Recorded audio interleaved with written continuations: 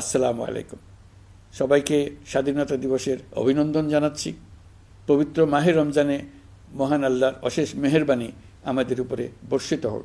এবারের শবে কদরের পবিত্র রজনীতে মহান আল্লাহ যেন তাঁর সকল বান্দার মোনাজাত কবুল করেন তা প্রার্থনা করছি। একই সঙ্গে পবিত্র ঈদে সকলকে জানাই ঈদ মোবারক।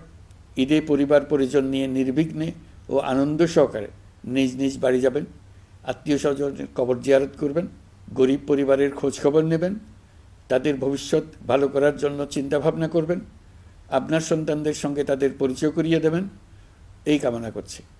ঈদের জামাতে দলমত নির্বিশেষে সবাই যেন পরাজিত শক্তির সকল প্ররোচনা সত্ত্বেও সুদৃঢ়ভাবে ঐক্যবদ্ধ থাকেন, সেজন্য আল্লাহর কাছে মোনাজাত করবেন, এই আহ্বান জানাচ্ছি। সকলের জীবন সার্থক হোক, আনন্দময় হোক। মহান আল্লাহ আমাদের সহায় হন। আল্লাহ হাফেজ।